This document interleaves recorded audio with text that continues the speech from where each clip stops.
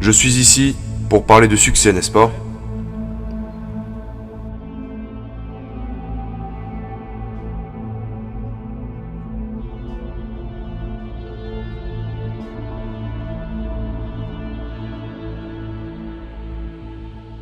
La première règle du succès est d'avoir une vision. Parce que voyez-vous, si vous n'avez pas de vision de l'endroit où vous voulez aller, et si vous n'avez pas un objectif précis, vous allez juste tourner en rond et n'y arriverez jamais. C'est comme, vous pouvez avoir le meilleur navire au monde, vous pouvez avoir le meilleur avion du monde. Si le pilote ou le capitaine ne sait pas où aller, il va juste se perdre, il finira au mauvais endroit. Donc, j'ai été très chanceux d'avoir trouvé ma vision. Je veux dire que, vous savez que je suis né en 1947 en Autriche, après la Seconde Guerre mondiale. Et je savais que je ne voulais pas rester en Autriche toute ma vie. J'étais impatient d'en sortir. Je ne pouvais pas me voir, moi aussi, devenir un agriculteur ou un travailleur en usine, ou quelque chose comme ça. Même si, bien que mes parents voulaient que je reste, et que mon père, qui menait une vie normale, voulait que je devienne un officier de police, comme il l'était. Ma mère voulait que je reste au pays pour épouser une fille au nom de Heidi, avec l'espoir d'avoir plein d'enfants, comme la famille Von Trapp dans The Sound of Music, vous savez. Mais c'était leur vision, pas la mienne. Ma vision était totalement différente. Je sentais que j'étais né pour quelque chose de spécial, pour quelque chose d'unique, pour quelque chose de grand. C'était un sentiment génial. Je sentais que je savais où je voulais aller. Imaginez, la majorité des gens ne savent pas où ils vont. Alors que lorsque vous avez un objectif, tout devient plus facile. Car rappelez-vous qu'en Amérique, par exemple, lorsque vous étudiez, vous verrez le pourcentage de personnes qui aiment leur travail. 74% des gens détestent leur travail en Amérique. Et ce n'est pas très différent quand on sera en Europe. La majorité des gens n'aiment pas ce qu'ils font. Parce qu'ils n'ont jamais eu de but qu'ils auraient pu suivre. Ils vagabondent juste sans but. Et s'il y a une place libre afin qu'ils obtiennent leur travail, ils sautent dessus. Parce que le monde est de la sorte. Mais quand vous grandissez, c'est une joie. Le travail, ce n'est pas amusant. Donc, quand on se dit que seulement un quart des gens aiment vraiment ce qu'ils font dans leur vie, c'est effrayant. Quand vous y pensez, je me suis senti tellement béni de savoir ce que je voulais faire. Ça serait comme un étudiant en médecine qui choisit ses études parce qu'il sait qu'il veut devenir médecin, qu'il sait où il veut aller. Ma vision était si claire pour moi que les gens venaient toujours me demander lorsqu'ils me voyaient dans la salle pendant de durs entraînements. Ils me demandaient toujours « Comment est-ce possible que vous travaillez si dur ? 5 heures par jour, 6 heures par jour, en ayant toujours un sourire au visage. Les autres bodybuilders travaillent aussi dur que vous, mais eux, ils ont l'air malheureux. Comment c'est possible ?» Je leur répondais que, pour moi, l'idée de devenir Mister Olympia était si grande que je savais que chaque répétition que je faisais me rapprochait de la réalisation de cet objectif. Cette vision se transformait un peu plus en réalité à chaque série que je faisais, à chaque répétition, chaque poids que je soulevais, me faisait faire un pas de plus vers la réalisation de cet objectif en réalité. Donc je ne pouvais pas attendre de faire un squat de plus à 220 kg, je ne pouvais pas attendre une autre série au développé couché, je ne pouvais pas attendre de faire 2000 abdos supplémentaires, je ne pouvais pas attendre le prochain exercice, la prochaine demi-heure de posing et tout le genre de choses que vous devez faire pour devenir un champion. À l'âge de 20 ans, je suis allé à Londres et j'ai gagné le concours de Mister Universe en tant que plus jeune Mister Universe de tous les temps. Et si c'est arrivé, c'est parce que j'avais un objectif. Alors laissez-moi vous dire quelque chose. En visualisant votre objectif, les choses deviennent amusantes. Vous devez avoir un but. Peu importe ce que vous faites dans la vie, vous devez avoir un but. C'est la règle numéro 1. Avoir une vision. La règle numéro 2 est de ne pas écouter les haineux. N'écoutez pas les défaitistes.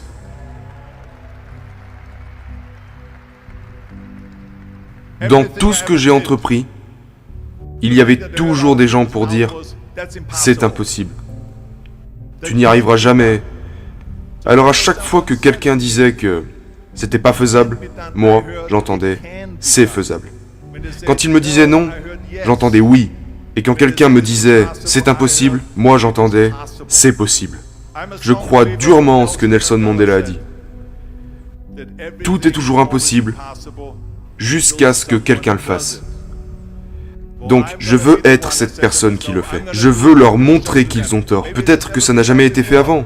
Très bien. C'est parfaitement pour ça que je vais le faire. Et je n'écouterai jamais ceux qui s'y opposent. Je pense que la troisième règle dont je vais vous faire part est la plus importante. Bouge-toi le cul. Il n'y a pas de secret. Il n'y a pas de magie là-bas. Vous ne pouvez pas tricher. Vous devez travailler, travailler et travailler. Ça me rend complètement fou quand les gens disent qu'ils n'ont pas assez de temps pour aller à la salle 45 minutes par jour ou faire quelque chose pendant 45 minutes à 1 heure par jour pour s'améliorer physiquement, mentalement. Vous pouvez imaginer lire 1 heure par jour. Combien de livres aurez-vous fini après 365 heures? En 1 an. Imaginez que vous lisez des études sur l'histoire des musiciens et compositeurs. Tout ce que vous saurez à la fin. Imaginez si vous travaillez sur votre entreprise et quelques affaires que vous voulez développer chaque jour pendant 1 heure. Imaginez à quel point vous pourriez en tirer des résultats. Et ils me rendent fou parce que nous avons, vous savez, quand les gens disent qu'ils n'ont pas le temps, nous avons tous 24 heures par jour. Nous dormons 6 heures, donc il nous en reste 18. Mais je vois déjà arriver la personne qui vient pour me dire « Oh, mais moi, il me faut 8 heures !» Bah, dors plus vite.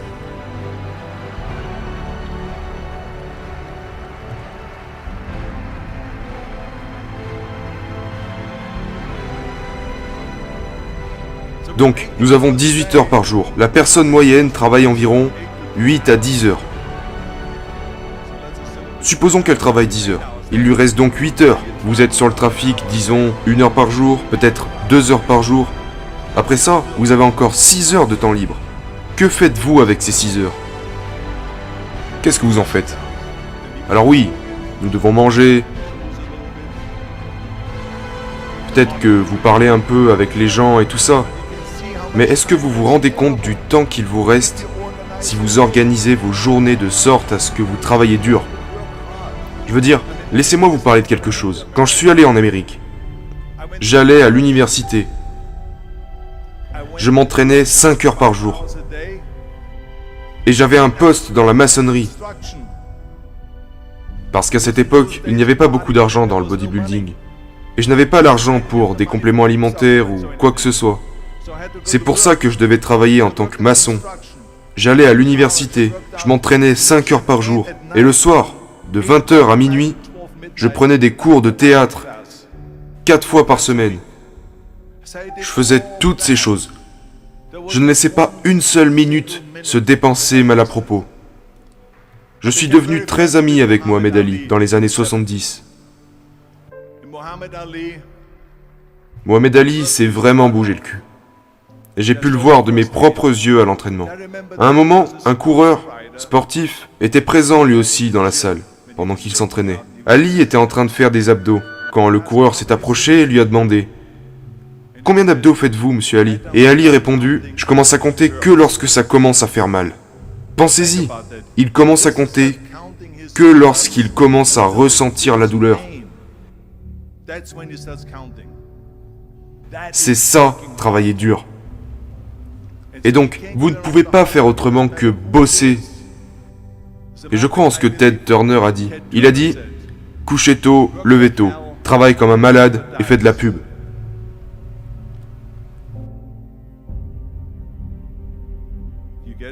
Vous gagnerez en travaillant comme un malade. Travaillez comme des malades. Donc, bougez-vous le cul et laissez le monde s'en apercevoir par lui-même.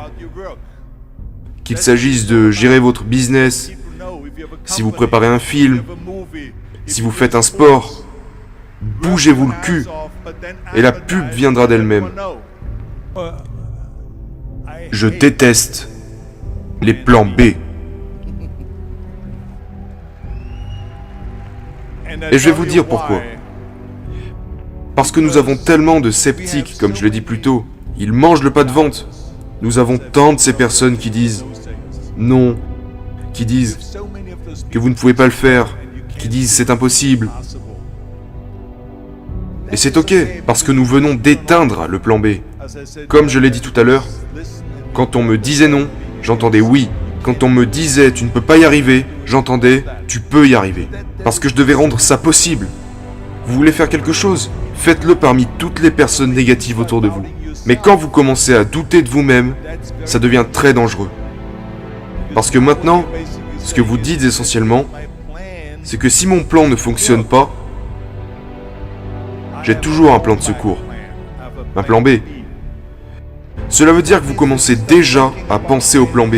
Et chaque pensée que vous accordez au plan B vous enlèvera maintenant cette pensée et cette énergie que vous accordez au premier plan.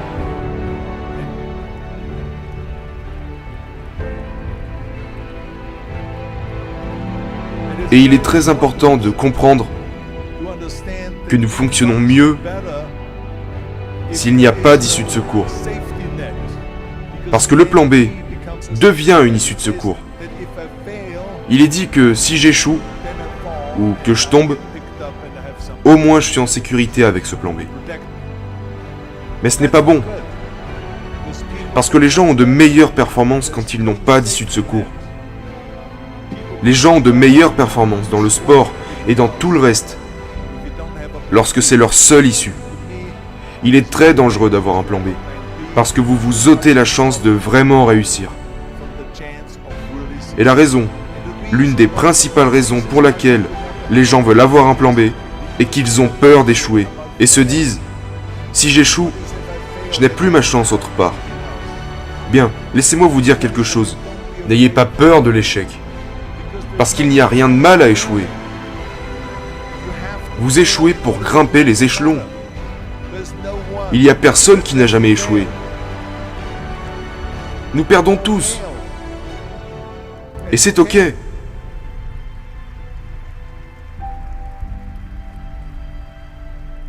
Ce qui ne va pas, c'est que lorsque vous échouez, vous restez dans votre échec. Celui qui reste coincé dans son échec est un perdant. Et un gagnant va échouer puis se relever, échouer puis se relever, échouer et toujours se relever. Ça, c'est un gagnant. C'est ça un gagnant. Et nous perdons tous. Nous avons tous déjà perdu. Nous sommes d'accord. Et c'est pour cette raison que je vous dis de ne pas vous inquiéter lors d'un échec. Parce que lorsque vous avez peur de perdre, vous vous bloquez. Vous êtes figé. Vous devez être confiant afin de pouvoir performer dans n'importe quoi. Si c'est dans la boxe, ou dans votre travail, ou avec vos pensées, vous n'y arriverez qu'en étant détendu. Alors détendez-vous. Il est normal d'échouer. Mais nous allons tout faire et donner tout ce que nous avons, et c'est de ça que je parle. N'ayez pas peur d'échouer. L'une de mes 6 règles du succès est que vous ne pouvez pas vous sentir complet en tant que personne que si vous réfléchissez à ce que vous pouvez faire pour votre collègue à côté de vous qui a peut-être besoin d'aide. Je me sentais comme si tout le monde avait une motivation différente. Et c'est pour ça que je suis allé en Amérique. Et j'ai vu comment l'Amérique était. L'Amérique était le pays le plus généreux au monde. Je veux dire qu'ils m'ont accueilli les bras ouverts. Ils m'ont aidé.